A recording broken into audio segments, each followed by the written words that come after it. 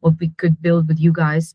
I can say like the interested rates, for example, they went up by 50% throughout all the campaigns that we tried with your suggested approach, right?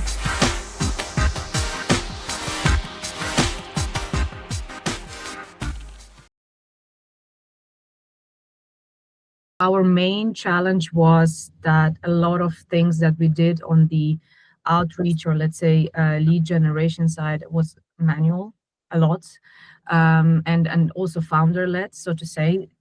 Julian, who's our founder and CEO, was doing a lot of outreach on his own, manually, via emails, LinkedIn, and so on and so forth. And the process was not structured that well, so it was very much ad hoc.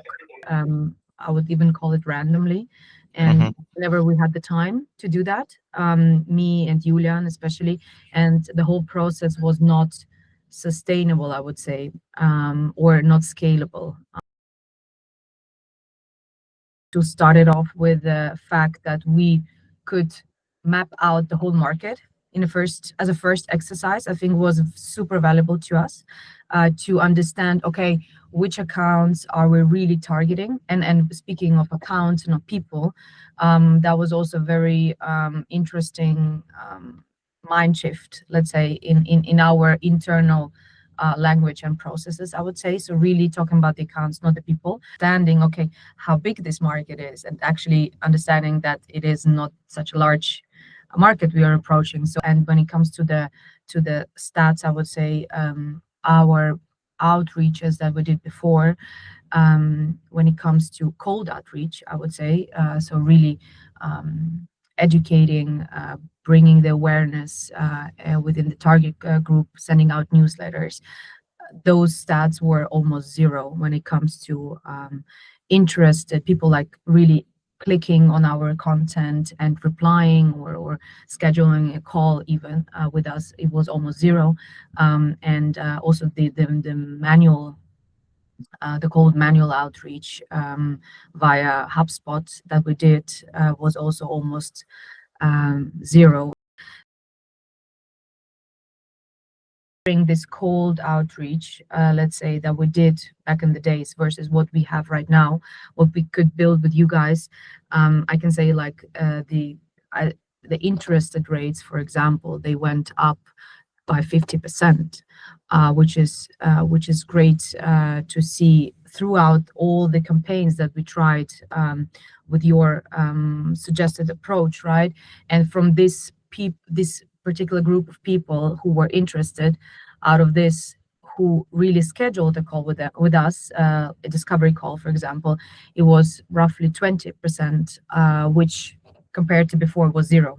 So I think that's a very nice result that we could achieve with you guys.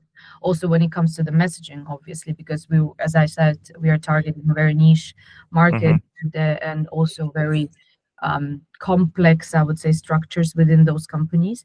I think what you could provide with different strategies, messaging strategies, different when it comes to the average value that we provide with our tool, right, to those people, and adapting that to our messaging strategy was super valuable, and think it worked much better, rather than reaching out to them with a direct sales message.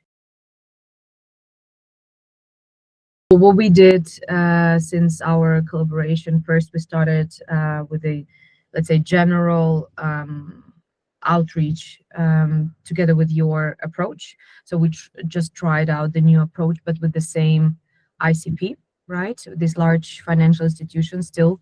And what we said, okay, let's find a way, or another maybe market even, where we can convert faster and where we can achieve faster sales cycles rather than in the large financial institutions. So what we did, we targeted the mid-market, still financial services, but also enhancing and enriching the financial services industry mid-market with other industries, because we said, okay, let's go like big, really like massive, and target as many industries as possible, cross industry, but just mid-sized companies, and see if those ones pick up better and faster with the same obviously approach as we did before. So we adapted just slightly our messaging, but the approach was more or less the same.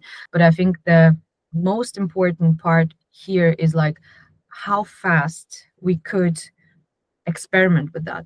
So we run this experiment thanks to you, obviously, thanks to this lead gen system for I think 12 weeks in total. And we reach out, I think, to 8,000 people, meaning that we couldn't have done this experiment in that such a short time with this big amount of leads without the engine.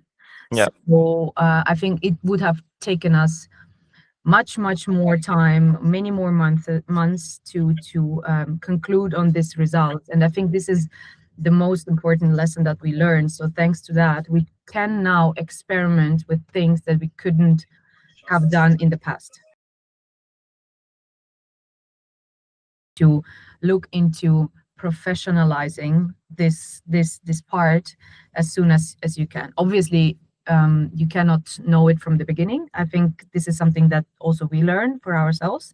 But I think just taking these signals as opportunity when they come towards you, right? I think that is super important to accept. I know this challenge because it is a challenge, because there's so much new content that you need to learn.